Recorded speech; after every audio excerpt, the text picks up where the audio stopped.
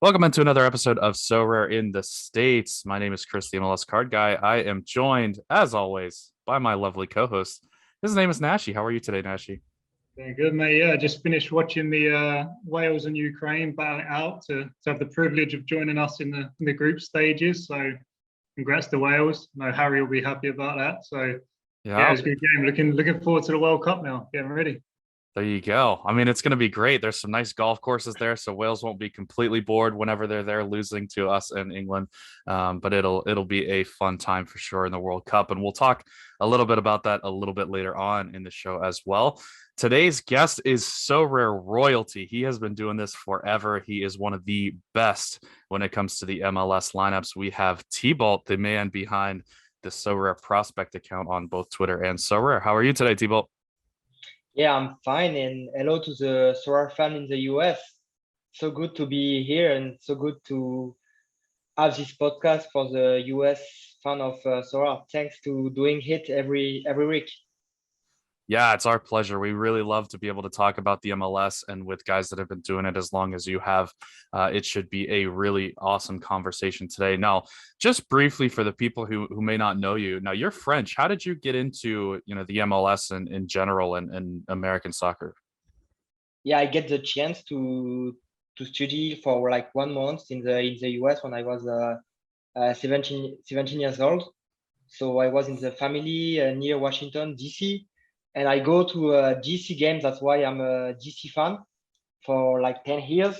And after that, I follow the MLS and with Sora and everything, I'm into it in 100%. So it's so good to find MLS new fan with Sora because in France you have new guys who look to the MLS with Sora. So it's really cool for the champion and everything.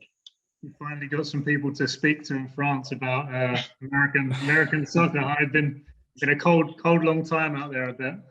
This is so true. This is only because of the Sora. Yeah, it's Yeah, really great to be able to expand into Europe and really get to see some new fans coming up. And I have had a few people who have told me that they're following DC because I follow DC. I got my hat on, I got my jersey on today. So if you're watching on YouTube, you can see I'm completely decked out in the DC gear. Really, really happy with some of the reports that have been coming out here recently. But we'll just hop right into it. Only one game this weekend. Obviously, an international break, a lot of international stuff, which we will get to as well. But we did have an MLS game. We had Vancouver against RSL last night. We were working, so I've only seen maybe the highlights. But it looked like some pretty crazy saves. What did you guys see? And I guess we'll start with Nashi. What did you see with the Vancouver game last night? it was the same as you. Actually, I was working too, and I just watched it on the highlights. And yeah, we were talking. It seemed like Cropper held his own in there in Hazel's absence. I don't want him to do too well because I need Hazel back in the mix. But yeah, he had a solid game. I expected, like I said last week, I thought Salt Lake were going to get it done, and it looks like from the stat lines they were in the game. They had more shots, more possession, but Vancouver sticking in there. They were missing a couple of players too, and they got it through. They got a late penalty and got the win. I know Thibaut, you have a couple of Vancouver players, or at least one in your gallery. I see there. What did you think of the game? Yeah, I sold Luca Cavallini like 5 days ago. So yeah, I take the hype with Cavallini and I sell him, and it was hard because he's with the national team during this game. And one thing I want to say, Luis Martins, the Portuguese, he was in Kansas last year, and he wins the penalty kick at the last minute. It was like so good to find the penalty kick when Aaron Herrera kicked him. So this is a nice veteran play, and after Gold take the penalty and take it well. So yeah, Vancouver at BC Place, they are pretty solid, and I think they gonna be tough in defense with a three back lane. Eric Godoy is coming back from injury.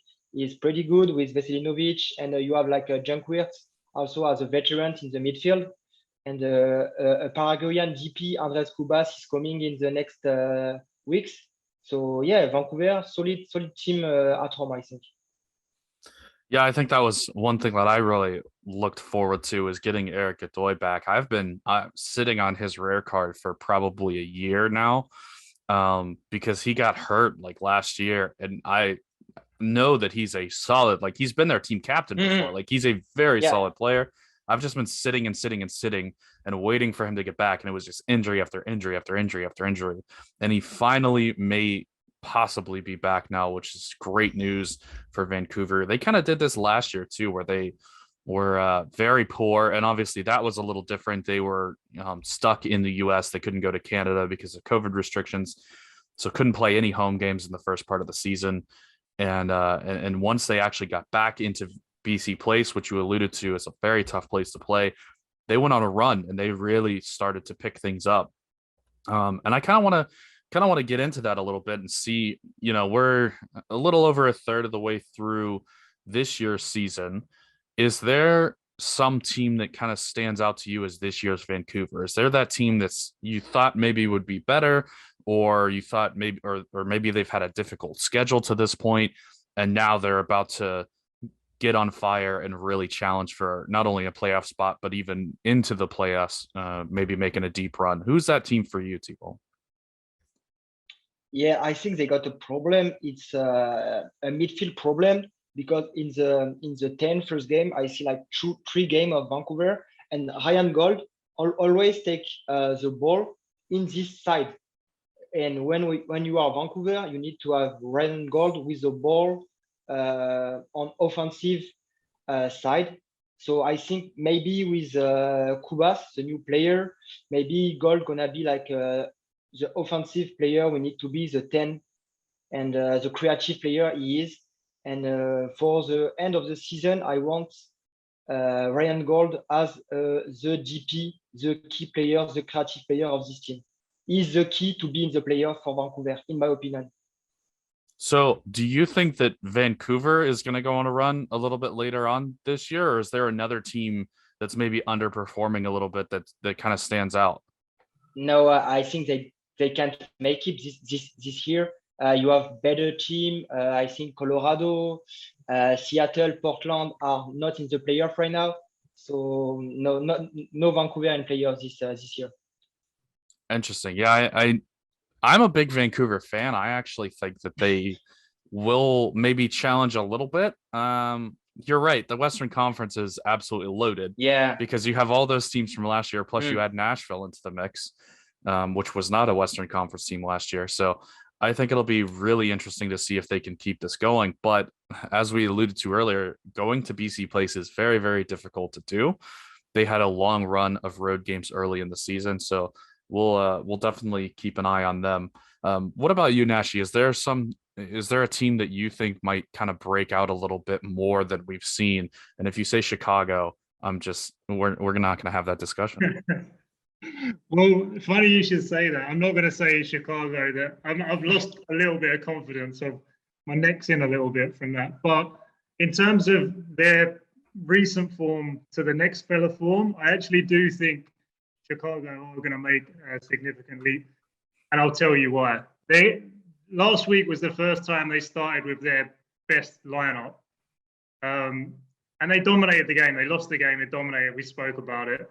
And if you look at their fixtures coming up, they've got some fairly decent run of games coming in. I mean, assuming Shaqiri comes back fit, which is another thing.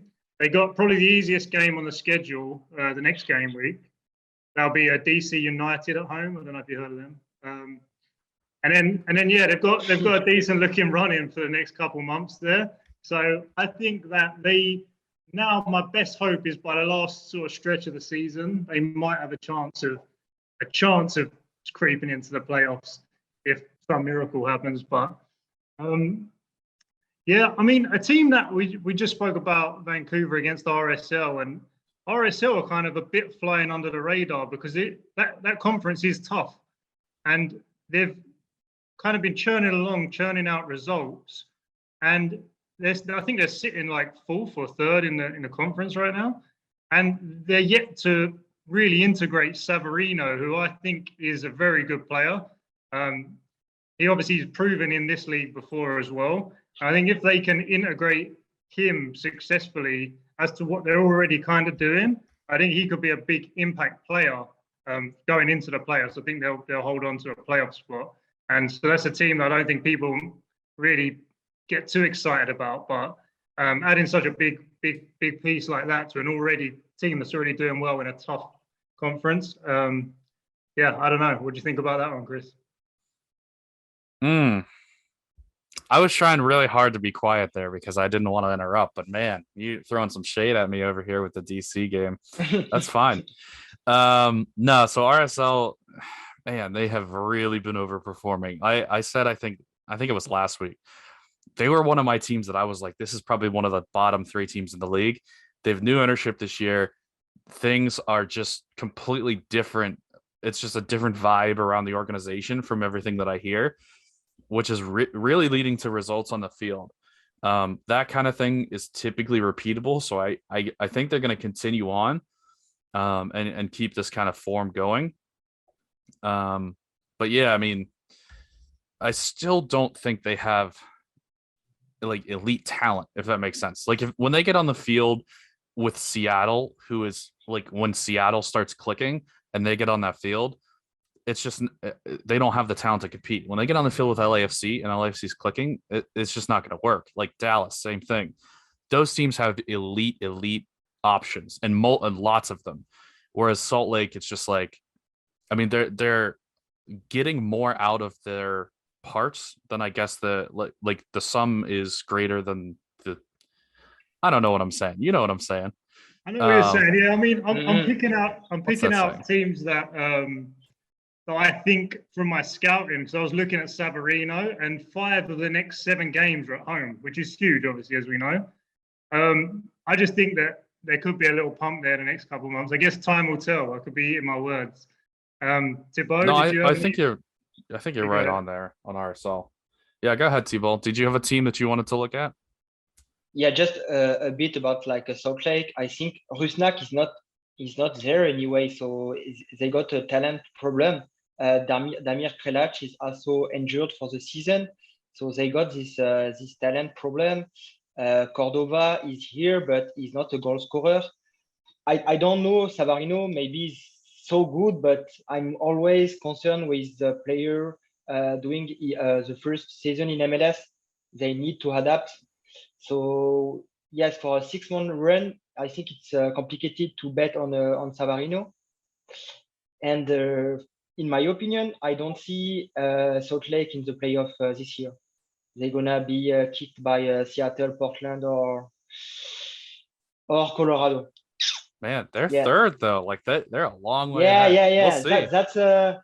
That's a tough bet, but I take it. So another team, and we just talked. You literally just talked about transitioning to the MLS is difficult, and we talk about this all the time.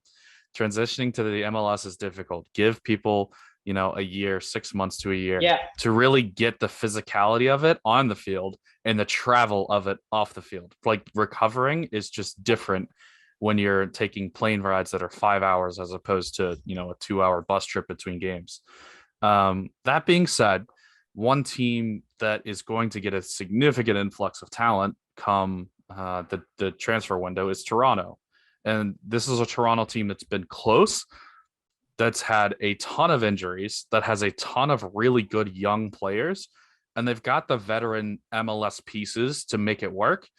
They're about to get Pozuelo is apparently 100% healthy now. He said this last game was the first time that he played 100% pain-free all season. That's a really, really good sign. He looked much better against Chicago than he did for the first part of the season. You add Insigne into that mix. You have Schaffelberg at some point coming back. You have Marshall Ruddy at some point coming back. You've already got Jonathan Osorio. You've already got Michael Bradley. If you can get something in the back that doesn't just leak goals, this is a Toronto team that can definitely go on a run. And this is an organization that has been very, very successful in the past with a coach that's been very, very successful in the past. They're sitting 12th right now in the Eastern Conference, but they're 3 points from the playoff line. So I am looking at the teams in the playoff field right now.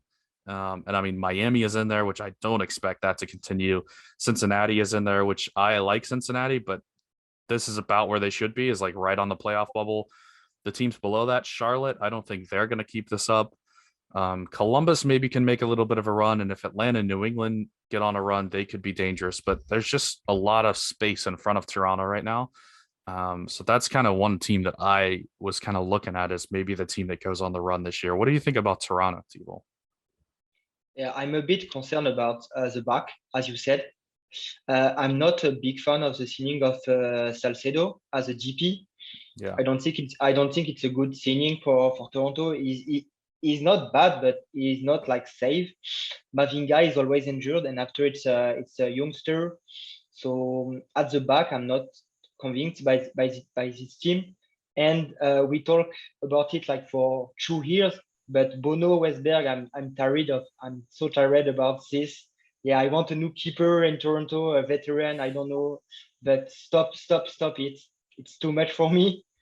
But after it's crazy. It's so much talent on offense. So maybe, but I just want to see Insigne with the Toronto jersey in MLS. I want to see I'm what gonna Bob click. Bradley can I'm do gonna. with I'm gonna. I'm Insigne. gonna click just for this, just for Lorenzo Insigne with Toronto. He can make amazing score on Sora. Like it's. I don't know if we think about it, but for me, Insigne can do a season like Vela 3 years ago. That's the thing. Like same exact coach, and if you're lining Yeah. up the talent, Insigne has way more talent than Vela did. And I know that season wasn't scored on Sorare, so we don't get to see on Sorare data exactly how impressive that season was. But man, that would have been a lot of green scores if you had seen Vela during that was it 2018, 2019? He was absolutely absurd. He scored for fun. It was that whole team scored for fun. It was crazy. Do you think Insigne can sort of, on a Sorare basis, put together the kind of impact that someone like Carlos Hill does? In terms of the matrix, he's almost like a game-changing card. And I don't see, watching Carlos Hill play, he's very good, very dominant, very attack-minded player. And he just, the space and like the defensive sort of frailties in the MLS, he just exploits them really well. And just like from a football standpoint, from a soccer standpoint, you think that if Carlos Hill can do it, Lorenzo Insigne can do it, as long as they have the pieces around him to at least get him the space. And like you said, you're confident that some of their guys are going to step up. Pozuelo coming back, Osorio has been good. Maybe they add one or two more. I don't see that there's any reason why he could. There's still a world to me where he becomes sort of that guy who like almost breaks the matrix in the MLS, because he's so well fitted for the matrix. Well, you're right. But let's not forget that Carlos Hill also took 2 years to get to that point where he was a cheat code, right? Like it took them bringing in it took them bringing in Bo and Buxa and having the support around him in order for him to really break out, because he was really coming into the same exact situation, right? He had a world-class coach with Bruce Arena who had done it before. And it still took him a couple of years. So that's just the nature of the beast when it comes to MLS. I don't know if we can expect that from Insigne day one, but man, like next year, the year after that, I don't want to face Toronto. I won't can we make a new conference just for Toronto so we don't have to play them anymore? Like they're going to be insane. You know, Brooks is leaving, obviously. We just touched on it with Hill. Obviously, do you think that's going to impact Carlos Hill's performance and New England in general? How big of a loss is that? Because he's a really good striker for the league. Yeah, we need a Bruce Arena magic to find a veteran to replace Buxa. Yeah, they need this guy because Boo is often out. We don't know why he's on the beach. He's not really here. So yeah, they need to find a guy who can score, I don't know, like 10 goals for the playoffs and to make this run. So yeah, Carlos Hill is so good because Boo and Buxa was so good. So I can't see this team of New England be on the playoff. It's not a perfect season, but they can make it. and I want to see Leggett and all these veterans with Bruce as a coach be in the playoff, like an underdog team, like be 7 or 6. Bruce Arena, veteran underdog. I like to see this in the playoff. Yeah, when you look at it, I say when you look at the Eastern Conference versus the Western, it just kind of seems wide open. If one team can kind of just figure it out, you almost put them in, because there's probably, I mean, realistically, like you look at Miami, Cincinnati, Orlando, Red Bulls, they can have, you can see them going on bad runs too. And then, you know, it's pretty wide open. And yeah, I mean, I don't think you can count almost anyone out, not even Chicago at this point. So I think we could safely count out Chicago. I think that's all right. Yeah, I mean, definitely they'll need a striker, and I'm sure they're going to, you know, have one pretty quick, because that is a big hole that they have right now, and it doesn't seem like Josie Altidore is going to have the legs to fill that spot. So we'll have to see what they do. I mean, New England is kind of up in the air. If they hit it out of the park and have a massive signing, I mean, they could absolutely be right back where they were last year, you know, as a dominant team that you just, and you're right, like, would not want to play them in the playoffs. It doesn't matter. Even if they don't sign anyone, I wouldn't want to play them in the playoffs with Heel and Leggett and all those veterans. That's just a nasty prospect trying to do that. Let's switch gears a little bit here. And instead of teams that are maybe underperforming and could get going, what do we talk about players that we think could maybe get going? Is there someone, Nashi, that you have had your eye on as a breakout from that had a bad first half of their season, but they're, you know, on the mend, or they're starting to figure things out? Well, we were talking about it, so I know this will be one of your picks too, but we were just kind of looking at how well Seattle are set up right now to make a run. And like the price point of a lot of their players is still sort of reflecting their earlier in the season form. It hasn't spiked. And I think just in terms of how the rest of the season is going to look for them, they not only have the benefit of like a decent schedule, no more midweek distractions, they've also got a couple of extra games of utility for their players. So they've got a couple of games in hand still. So we were looking at Jordan Morris, but you could pretty much pick anyone out of that midfield to attack, any one of them top guys. And I think that they're probably going to provide some good value going forward. I mean, again, I told you I was looking at Savarino, and I guess like the way up there is what me and Thibaut are talking about. If you think that RSL can hang on, pick up enough points over the next couple of months to keep their playoff space, then you've got that extra utility out of them kind of guys. And then they start to look around the point two, or I mean, things are moving so fast with ETH and everything at the minute, but like at that kind of price point, you've got a striker all the way into the playoffs. That's kind of what I'm weighing up now. I want teams, if I want to buy someone, I want to buy someone that has a good shot, or I think has a good shot of getting that extra utility, whether it because Seattle with the early season schedule, and then I think they're going to make it, and then RSL because I think they're going to make the playoffs. And I was looking at Savarino for that same reason, because he should be a starter. I know it takes time to settle in the MLS, but he did play for Salt Lake before, so he knows the city, he knows the infrastructure. Hopefully that helps him mid-season. So yeah, that's it. I was looking for a forward, so Morris and Savarino were the guys that I was looking at there. What about you, Thibaut? Any players you've had your eye on lately you think could improve your squad? Yeah, I have two players in mind. The first one is the Argentinian midfielder Emmanuel Reynoso. I think is like Ryan Gold in Vancouver. He is the key player of this team. He is a playmaker, so he can have an amazing score in Soha. But in MLS, you need to have a good striker and a good playmaker. They have the good playmaker in Reynoso. Minnesota don't find the good striker to pair with him. So they try Unu and Amaria this year. They try Lord during the last two games, but I'm not a real fan with Lord. So Reynoso can have a lot of assists with a good striker, and I think Minnesota is a pretty good team. So they can also make it for the playoff. They are not in the playoff right now, but they can make it. So I want to take the bet on Reynoso. And the other player is the striker is injured. It's Felipe Mora in Portland because Niesgoda wasn't this good for the first half of the season. And Felipe Mora is a goal scorer in MLS.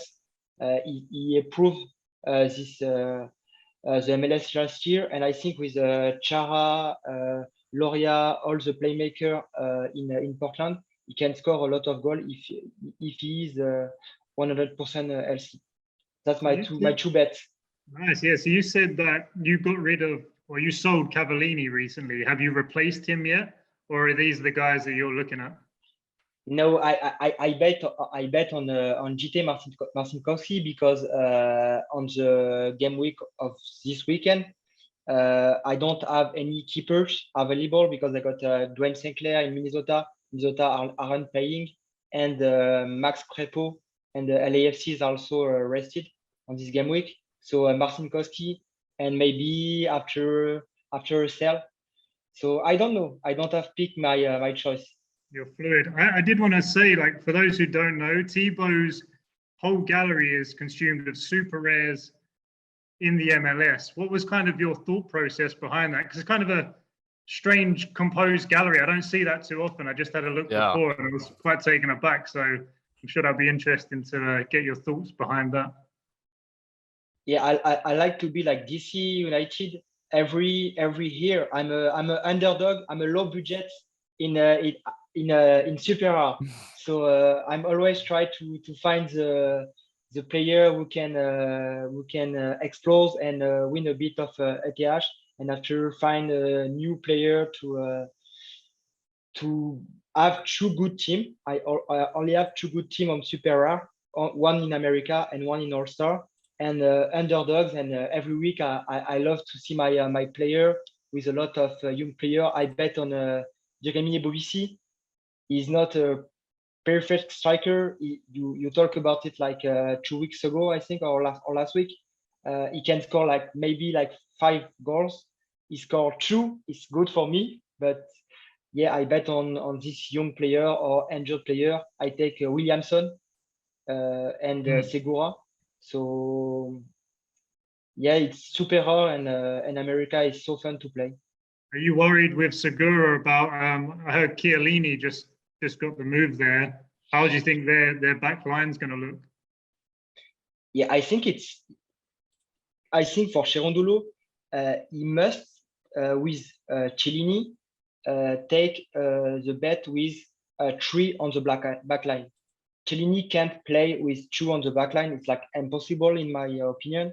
So maybe it's Segura, Mamadou Fall, and Chiellini. And after you have Murillo on the mix, you have Ibega on the mix. But after the problem is if you have 3 men on the back line, who is the player on the bench? So it's Cifuentes, it's Latif. I like Latif. It's Acosta, but I like also Acosta. So much talent in LAFC. And one thing important, they have a GP spot available. So maybe they're gonna make a move for another great player. So LAFC is this season. The recruitment was so good in my opinion. Yeah, I don't know how they have that much talent on the salary cap, honestly. Like their bench is loaded, man. And like you said, they are not full yet. They still have a DP spot. They still have a lot of cap room apparently. So it's yeah, they could have a really busy summer, but they are I think they're still in first place here. So yeah, that's an interesting one. There's a couple other guys from your gallery that I want to talk about. You got Lucho Acosta super rare there. That's a big one. Like that's my guy preseason. I was all over Lucho Acosta. Has he lived up to your expectations this year? Oh yeah, a lot. Not Lucho Acosta, like Cincinnati, because in my opinion, Lucho Acosta was good. Every time I watch Cincinnati, one player in my mind was Acosta, but Cincinnati got a lot of problem, lot of goals, bad results, and the team was affected about all these results. And Lucho was affected. It's kind of the same with Pozuelo. Pozuelo was so affected with all the bad results of the team, and after he don't play, he was injured or something like that. And with Cincinnati, a bit good.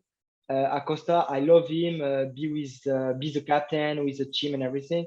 So yeah, he's my best player, and I hope he can win the MVP this year. If in Cincinnati goes to playoff for the first time in history, maybe Lucho can be MVP.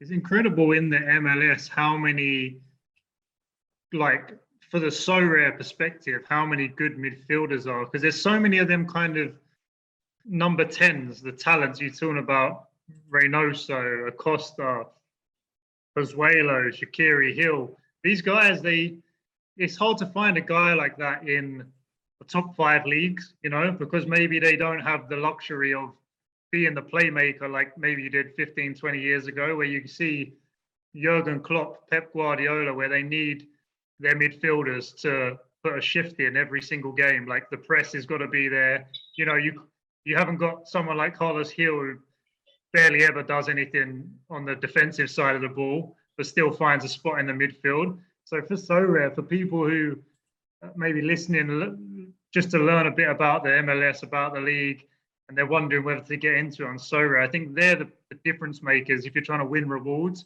you can get a midfield of 2 of these sort of roaming number 10s who do everything, who take the set pieces, going to score in the game, going to get assists, penalty kicks. Like they're just a dream for the Matrix. That's what we're all looking for. And there's just almost so many to choose from in the MLS, and Acosta's definitely one of them. So yeah, that's a great card there. That's really how you have to build your team, though, right? Like in the Premier League, you're Man City, you have 2 billion, you go spend it on every position. Like that makes the most sense. And the MLS, you can only buy 3 DPs, so you can't have 6 good midfielders. You can't have super depth where you can just week after week roll out another team that can press and press and press, and they're very technical and they're, you know, great on the ball. They've got great positional awareness.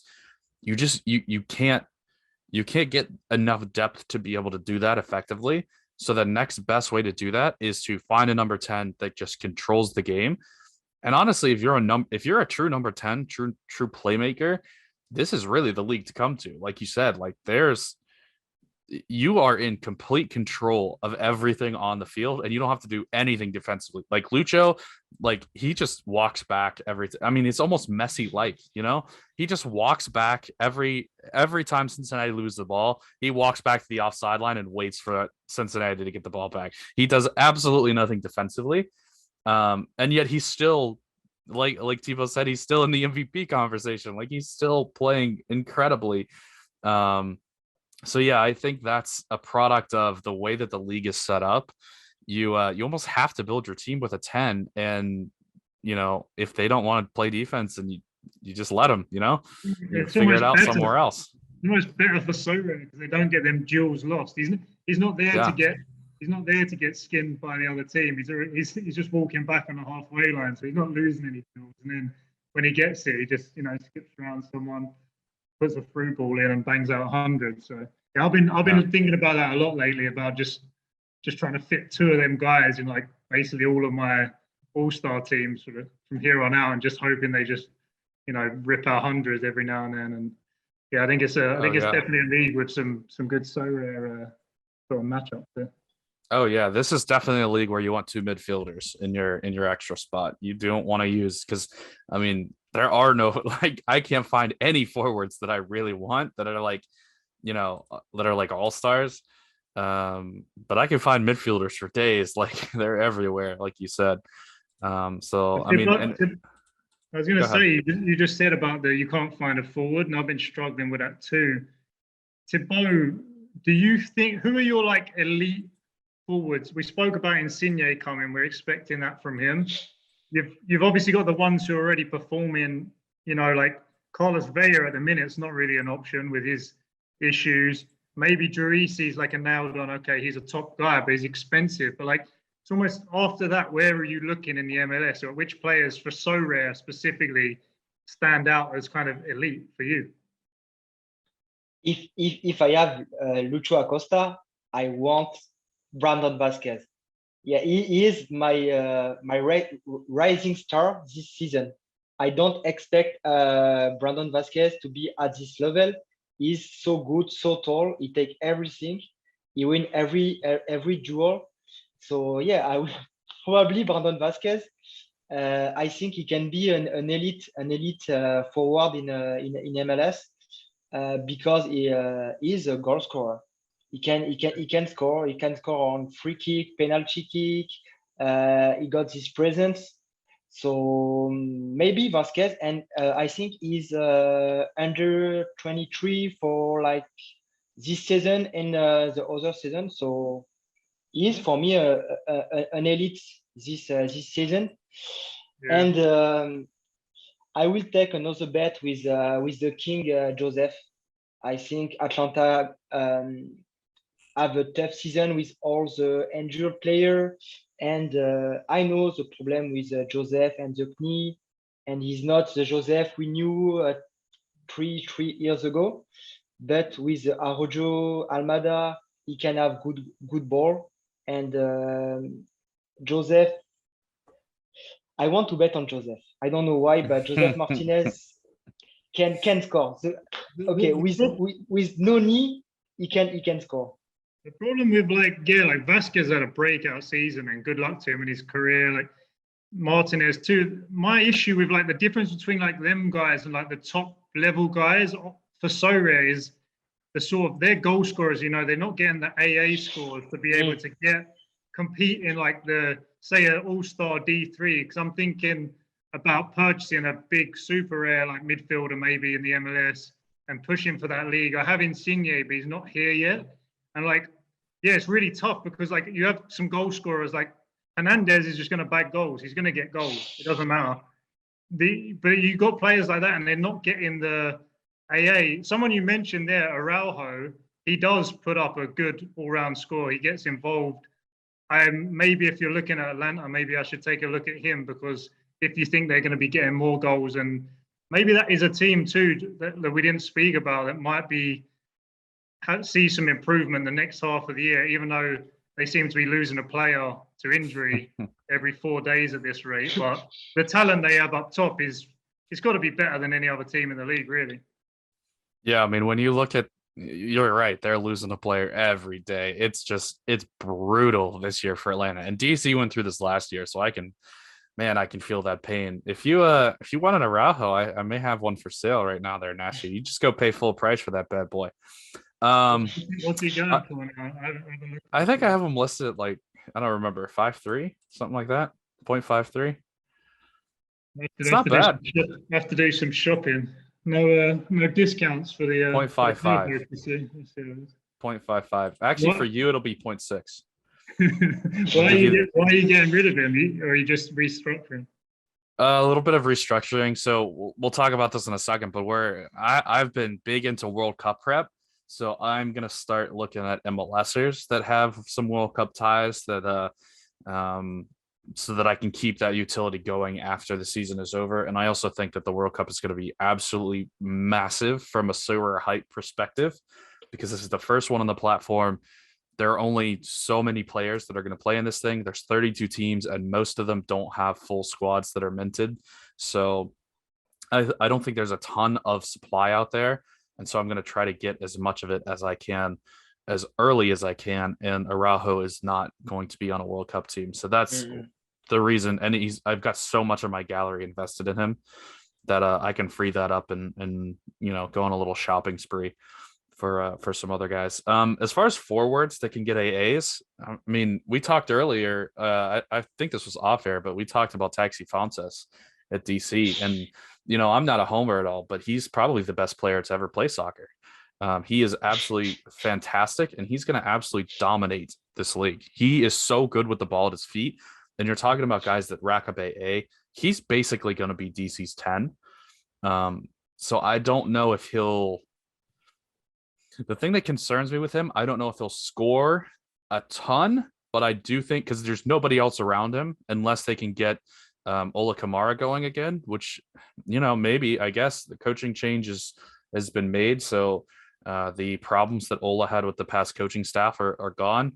Maybe they get Ola going, and him and Taxi can provide a nice little 1-2 punch. But yeah, Taxi Fountas is definitely that guy. And then another guy who's he's been on fire. If money's no object to you, Jesus Ferreira is your guy. I mean, there's no doubt about it. Leads the league in goals, racks up AA, World Cup utility. I mean, every box that you want checked. I mean, Jesus Ferreira is that guy, and he also pairs with Velasco and Paul Arriola as well. You could actually get Ferreira and Velasco and have a U23 stack, which would be absurd.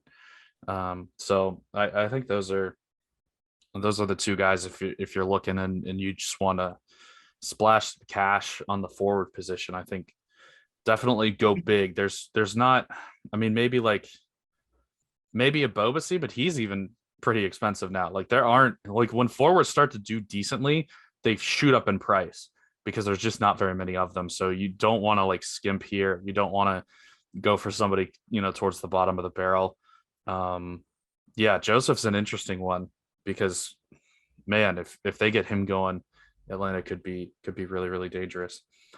So yeah, I think there's a lot of, I don't know, options. There's a lot of, consideration that needs to go into a forward, but a forward is going to be most of your cost because there aren't very many of them. There are a ton of midfielders, so you can definitely get better midfielders than a forward. But just kind of keep that in mind as you're going through and buying stuff.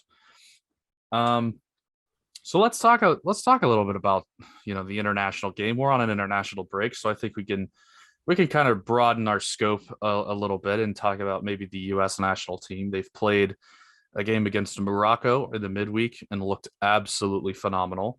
They're playing, actually, as we're recording this, they're playing right now against Uruguay. So I'm trying really hard not to look at the score or watch the game and try to focus on this. What do we see from the U.S. national team there, Nashi? Have you watched any U.S. games? Have you kind of seen who's on the roster and how Greg is kind of shaping this team? Yeah, I mean, I normally watch every game I get the chance. I actually had guests over, so I had it kind of on in the background, but obviously saw all the goals. Saw the guy who you said last week should be benched, Christian Pulisic. Pull off a bit of magic. I didn't say benched. I said come off the bench as a spark plug, not benched. There's a difference. Yeah. So bring him on in the 81st minute. That was Chris's. Probably 90+2. I think he doesn't need that much time. But yeah, he's quality. I mean, you actually have like Morocco are no mugs. They're not a poor side by any means, and you kind of dismantled them. They haven't lost by multiple goals in 8 years.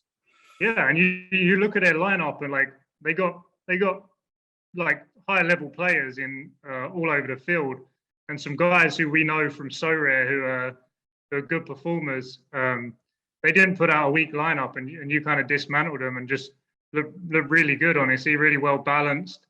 Tim Weir got a goal. That's good for confidence. I mean, like a player that we've spoke about before, where he's kind of got a lot of potential. He's kind of the problem up to now. He hasn't had consistent run of games whether for injury or rotation because he's playing. I mean, Thibaut can tell us more about some of these young guys in France in a second, but he's not had the full run of games. But it just seems now that he got a couple goals at the end of the season. He's coming into this summer with confidence. I really hope he can have consistent run of games until the World Cup because he again can be a difference maker. Like he's a great strike, a quality strike. Goals like that can change games. So yeah, there's plenty to be optimistic about. What about you, Thibaut? Did you pick anything out there? Yeah, I want to pick one thing. I was crying about like Matt Turner. Yeah, Matt Turner is what a keeper, and I'm so sad to leave him in Premier League and in Arsenal. We're gonna miss him a lot, I think. I love the guy. I think he's a nice guy. So I don't know if he closed the discussion to be the goalkeeper, the starter goalkeeper for the World Cup. But yeah, Matt Turner is a guy. And about Tim Weah, he's in France. He's not a clear starter. He starts almost all the game, but he's not the guy we talk about with Lille every week, he need to find a consistent on this game. So maybe with the US, it can be a game changer, but in a club perspective, he's not ready to go in a European first top of the club. If you're an American fan and you're looking for your players to develop, you wouldn't want your attacking players necessarily to play for Lille the way they kind of set up. They're kind of a defensive team. They're not free flowing by nature. Even when they won the league last year, they wasn't blowing teams away. Mm-hmm. Do you think it will be good for him and for US fans to see him get a move in the summer, or do you think he's ready to break into the team there and be like a real guy? No, he can also improve with Lille and with staying in France, in my opinion. But for me and for the US fan, I think Tim Weah is more like a come off the bench good player. So Christian Pulisic. He's not exactly. He don't have the consistency to be a starter in the US, because now the US have so much talent at the top. That's why also.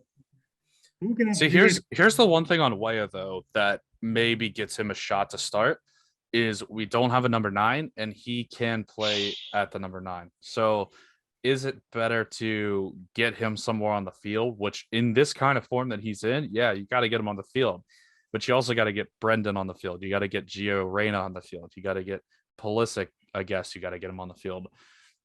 You've got so many attacking pieces. Do you just say, we're just not going to play with a 9 and throw Tim Weah up there and just everybody interchanges throughout the game and just causes havoc for center backs? I mean, I would love to see them kind of, and that's kind of, I mean, Jesus Ferreira kind of did that against Morocco, and that's the way he kind of plays as a 9.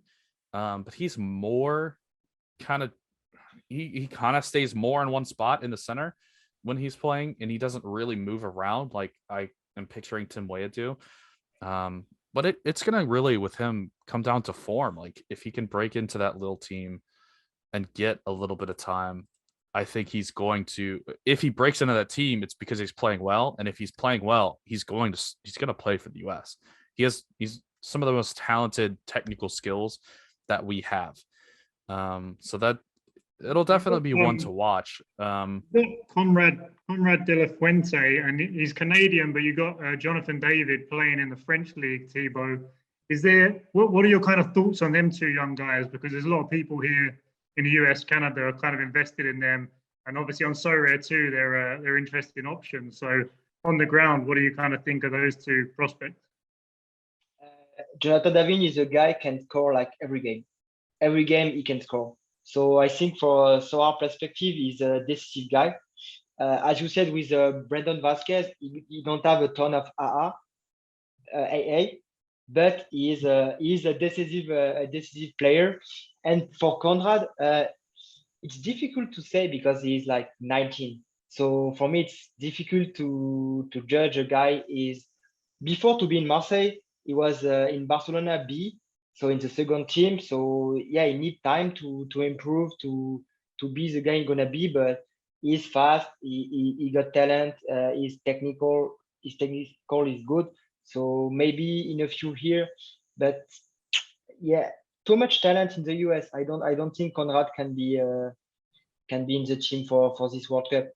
Maybe in the US. Yeah, in 2026, would we host the World Cup? Oh man, it would be a dream to be a player in that World Cup. Let me tell you. Yeah, Conrad obviously come through La Masia, the Barcelona Development Academy, and was by all accounts pretty decent there. Not like super standout, like some of the other guys they churned out, but he was in that team with like Pedri and all those guys, that have just kind of broken in. He's maybe a year or two older, so he's been around world-class talent his whole life, so he's always been pushed.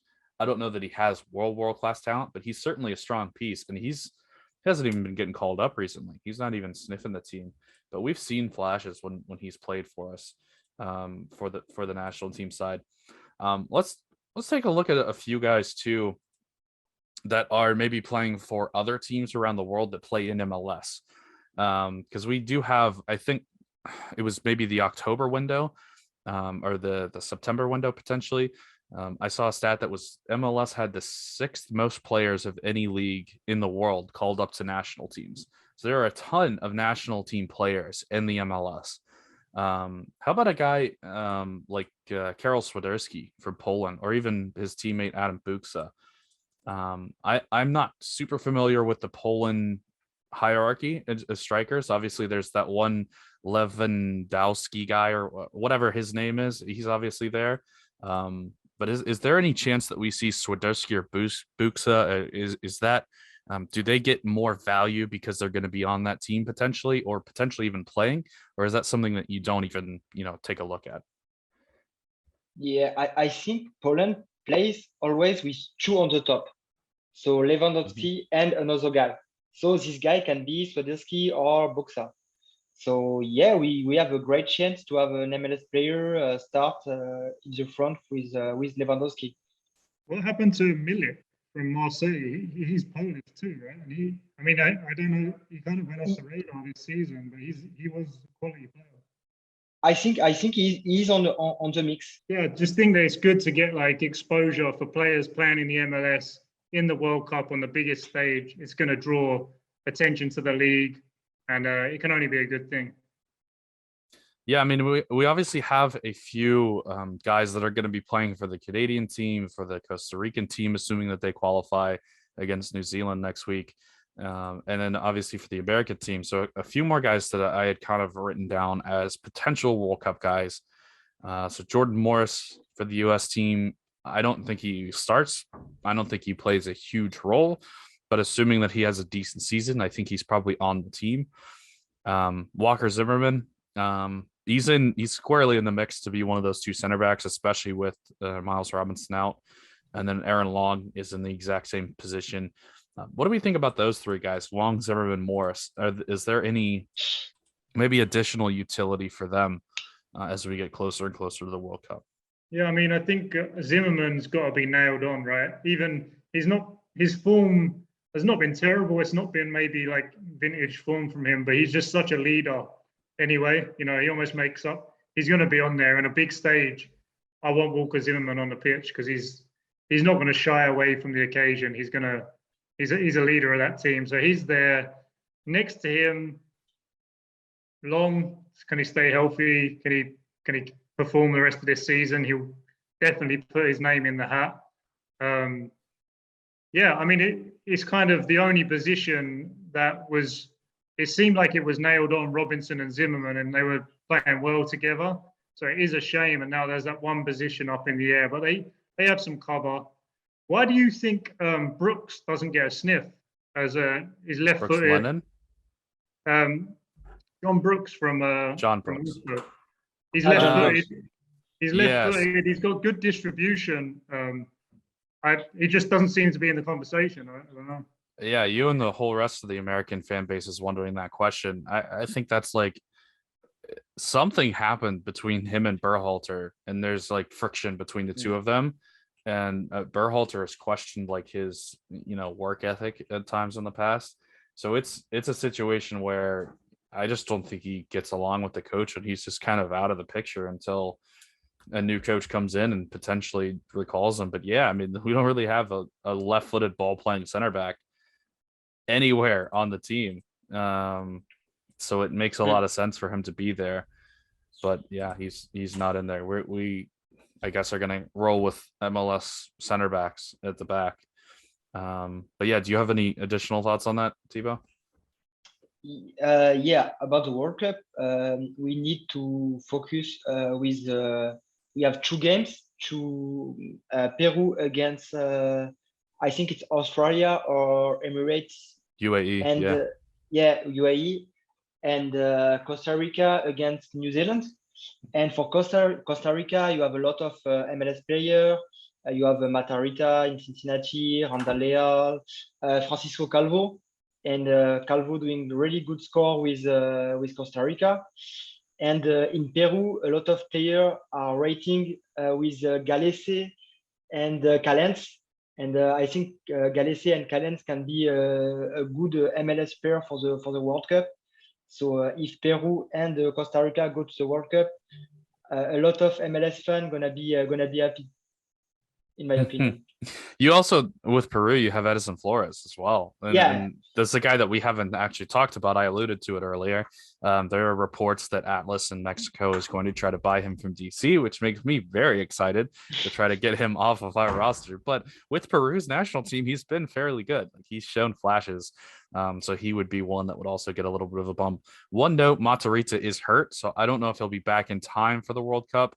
He tore up his knee, I believe, or Achilles or something like that. So I don't know if he plays for them.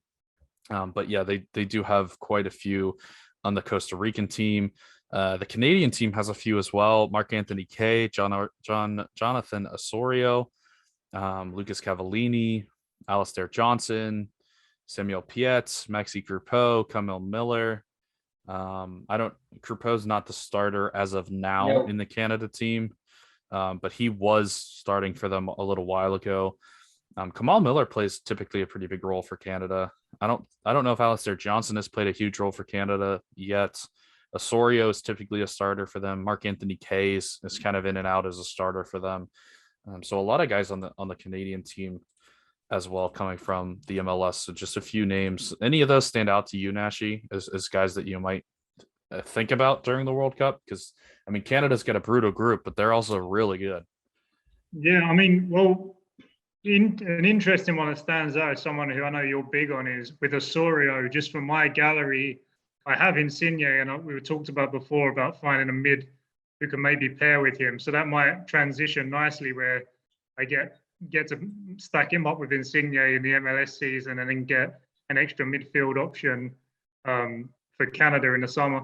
And Canada are a team that, yeah, they're kind of, I feel like on the world stage, they might get a little bit underestimated because we watched some of them playoff games and they weren't lucky to get through. They really were playing well. They're very dangerous. Like, they had a lot of like sort of energy and just vitality. Obviously, they got two kind of standout players in Davis and David, who are kind of at a catalyst for like this youthful sort of exuberance. But they got some other good players and they got some depth. The striker from Buchanan is on that team. Kyle Larin is on that team. Yeah, Larin from Besiktas, and I think he's actually out of contract or something and moving, so that might be something to keep an eye on for Sorare. I don't think there's any chance he comes to the MLS. I think he's kind of in Europe now, but he's maybe. He came from the MLS. He came from there. But he's almost he's pretty proven in Europe now. He was doing well over there.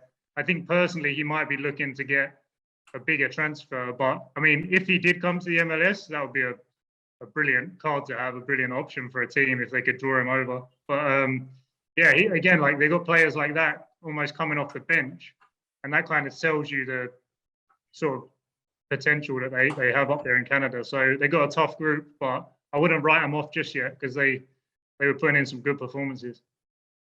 I was saying before that wherever Canada gets drawn is going to be the group of death because they're a pot 4 team, I think, and they are so much better than a pot 4 team. So I'm glad we couldn't get drawn against them. We aren't allowed to be in a group with our same confederation. But yeah, man, that's a rough group that Canada's in. So best of luck to them. Have you thought about Xherdan Shaqiri? He's got some Switzerland utility there, mate. Plays on a playoff team in the MLS. I mean, maybe if he were on a decent club team, I would take a look. I don't know. But honestly, he is Switzerland's main man too. Like, I mean, I always spoke off there, and I'm debating doubling down on Shaqiri, but yeah, that's something to take. He's guaranteed start for Switzerland. They're a decent team, and he's going to be on their set pieces. He's still going to be their main man of the World Cup. So just if you hadn't thought about that one, mate, there's a little bit of free knowledge for you there. You're a neutral third party here, Thibaut. What do you think about Xherdan Shaqiri? He's paid too much for what he's doing in MLS. Let's go. When I see the salary, I say, okay, Oh my God, Sheldon Shaqiri is first. No, that's not good for Chicago. But I don't know. I don't know if Shaqiri can be good as a 10. For me, he's a winger, so I don't think he got the distribution to be the playmaker Chicago needs. But I don't know. Chris is better than me with Chicago, so I want to be optimistic with this team. So we don't know. I like Mueller. I prefer Chris Mueller than Shaqiri. Yeah, Chris Mueller is a good deal. Shaqiri is not. And just to finish about the World Cup, we have a new guy in town in Texas with Mexico, Hector Herrera. I think Mhm. he's a pretty solid starter with Mexico. So he's gonna come to Houston this summer, and he's an interesting bet for MLS. I think he can score with Mexico and with Atletico Madrid before. So what do you think about this new guy in town? Herrera's, I mean, so I've seen him play a lot in Europe over the years, and he's a quality player. He's a bit of a dog. He's gonna bring the energy up. He's not your typical sort of MLS DP kind of signing. He's not like super flashy, but he's quality. It will show more in the league here, but he's gonna bring the level of the team up if he's motivated because he's a little terrier in the midfield. He's high energy. Play for Simeone, they're gonna, there's a certain kind of player there. So I'm excited to see how he beds in. You got thoughts there, Chris? Yeah, that's another one we didn't talk about with teams that have. I mean, Houston hasn't even started poorly. They've started very well, in my opinion. And now they're going to add him. They've got a lot of money with new ownership. They've got a lot of money to spend. They can bring in more players. So they'll be one to keep an eye on for sure. I like what they're building. Seba Ferreira is really underrated for me too. He's kind of lit the league on fire a little bit without anyone really watching. I don't think anyone wants to watch a Houston game, so I don't think they really are seeing how good Seba is. But man, like that kid can score too. Um, and you're talking about Mexico for the World Cup. Julian Araujo is also LA Galaxy is also on the Mexico team. Yeah, Salcedo, He's not he who Salcedo is Carlos Salcedo as Salcedo. well. Yeah, Yep, Salcedo as well for Toronto. Yeah, Araujo isn't really a starter, but they also have some serious problems in the back. So both of those guys, potentially with a good run of form, could sneak onto that team. talking about Mexico, just real quick, Thibaut. There's been rumours, obviously, Ochoa, the Salt Lake's just gone completely missing this season. A lot of mystery around him, and he's been linked with a move to the Mexican League. Obviously, he chose the Mexican national team. Do you know anything about him? Because he was a big prospect last season. There was big expectations, and in terms of a flop on So Rare and probably in real life too, I can't think of anyone else who stands out as a bigger one to this point of the season. So, do you have any sort of insider take there? yeah. I got no insight, but one thing before talk about Ochoa, we need to talk about Zach McMath. Zach McMath is doing thing. Is good. Yeah, Like he's doing pretty well. yeah, that's also a problem for Salt Lake. The second guy is good, so he deserves something. And Ochoa play with the Monarch, the second team of RSL recently. So I think he's ready. I don't know what Ochoa wants to make in this career. Like a few months ago, we have rumor he want to go to Mexico. After we have rumor like Slonina European team are looking about Ochoa. So yeah, he got talent, but he's young, and you have veterans like Zach McMath are ready to take your place if you are not 150%. So yeah, with Sorar, his value is so low. I don't know. I think McMath deserves the first spot. Ochoa needs to win it. Yeah, This is no, I soccer. think This is I think that's soccer. 100%. It's a competitive thing. You're not just given, the starting position and just hold on to it forever. I mean, a little unlucky because Ochoa was hurt for a little bit, and then he comes back, and McMath's been playing so well. But then once you get demoted, you have to buckle down and work your butt off to get back to that starting role. Like that doesn't seem to be happening with Ochoa. And that's what concerns me more than anything is his mentality. And he's a young kid. Like young kids are sometimes, a little temperamental, they can be really, really high and really, really low at times. And as a goalkeeper, you kind of got to be even keel. And that's why you don't see a lot of young goalkeepers that are consistently starting. So, I mean, he's certainly got time to figure it out. He's only 20 years old. So he's definitely got a lot of time, but he does need to get it figured out. Running away to a different team is not going to really help him long term. I think he should stay and fight for that spot. But I think that's a good one. There's no other league in the world either where the backup keeper has such a good chance of taking the reins, if you know what I mean. You see it all the time. MLS backups get a couple of opportunities and they are given them. And if they do well, they can take the first team spot. You saw it go back and forth with Tyler Miller and St. Clair over the past couple of years. I saw the weird thing with Willis got kind of rested or dropped or something happened there. And then, you see goalkeeper changes in the MLS way more than in Europe. If a start, it's really rare to see a starting goalkeeper, even if he misses a game or two in the European leagues, he's going to generally come back in and take his spot.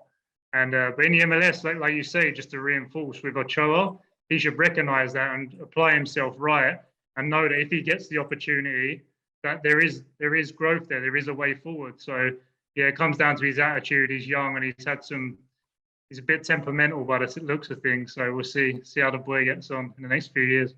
Yeah. I mean, even look at LAFC last year. I think they had like 6 different keepers. It was a nightmare trying to figure out who's LAFC's keeper was last year. So we'll kind of wrap things up for this week with we don't have any predictology this week because it's obviously just one game. John picked a draw in this game, although he said he wasn't feeling real confident about it. You guys both picked RSL to win this past game, and I was kind of on the Vancouver bandwagon, so I'll get a little pat on the back for that one. But this week, instead of predictology, we are going to wrap things up with a few questions that came in. One of them that we already answered, but shout out to the question from Love the Wrestling. Can you see any surprises in the second half of the season? We spent a good bit of the program talking about that. And we also actually just mentioned Shaka Boom's question as well. Is David Ochoa still alive?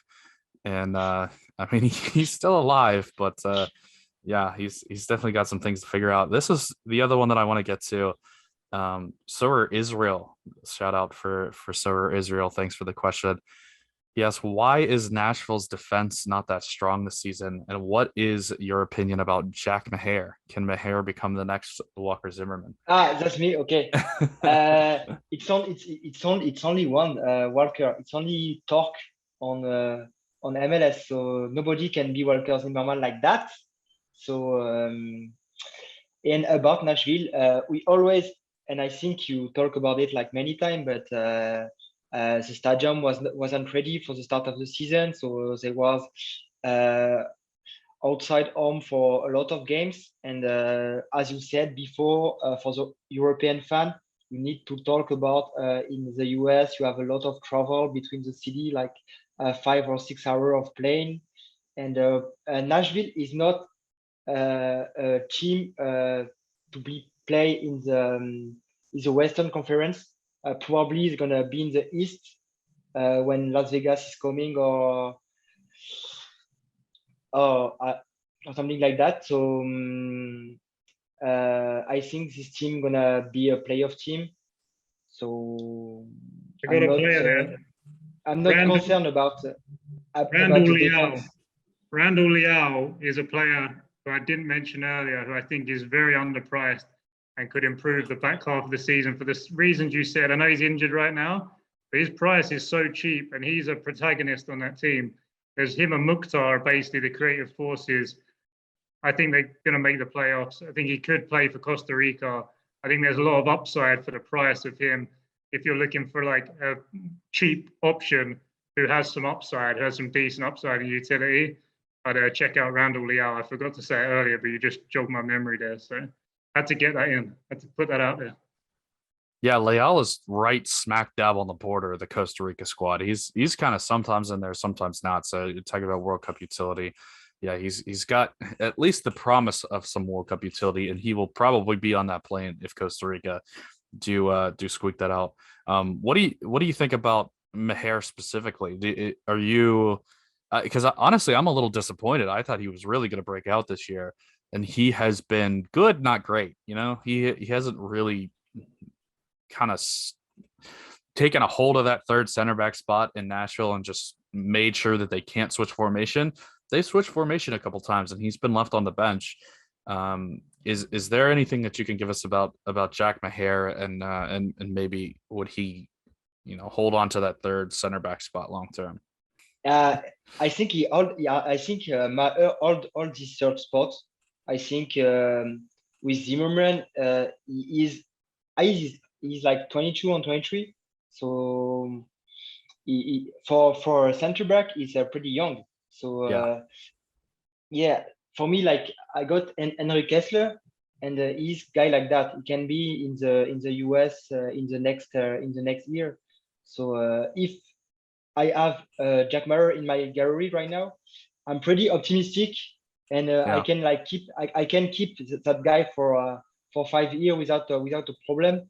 And it's cool to have a defender with a team with a defensive spirit.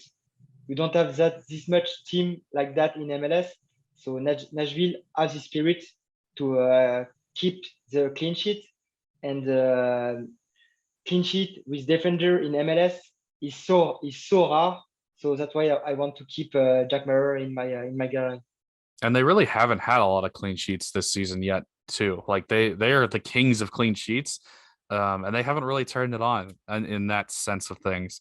So potentially even more room for Maher to kind of grow and get a little bit better as the season goes on. Another guy that I'll throw out there as like a really long-term thing. So Jack Maher was the number 2 overall pick for Nashville when they started as an expansion team. Zimmerman obviously came through the draft as well. They have a really good eye when it comes to defenders coming through the college system. And they took Ahmed Longmire really, really high from what people thought that they were going that he was going to get drafted. So they kind of, I think they even traded up, maybe if I'm remembering correctly, to get him. So I don't think he's going to play much this year. I don't think he maybe even plays a whole lot next year. But if Zimmerman at some point leaves, maybe Ahmed Longmire is that guy. And if you get him basically for free and just kind of stash him and keep him around for a couple of years and see what happens, you don't really have anything to lose. But they're very good at drafting defenders, and that's the most recent defender that they've drafted. So just keep an eye on that one. Any other questions that you have for our esteemed guest here, Mr. Dashi? No, mate, that was a great chat. Thanks, Thibaut. Yeah, we appreciate the time so much. Obviously one of the absolute legends of the So Rare MLS scene, of the whole party that we do here. You're definitely one of the best guests that we've had as well. So appreciate you taking the time. On Twitter, it's at So Rare Prospect, right? No underscore or Yeah, anything in there. yeah. Absolutely Thibaut. must follow. If you're not following him, you probably are following him anyway. So I'm not even going to worry about it. But yeah, we appreciate the time and thanks for coming on. And thank you, and keep going the MLS summer. So only MLS, perfect timing to enjoy the game in Europe. Perfect. Well, we appreciate everything and you guys have a good rest of your day. Have a good week.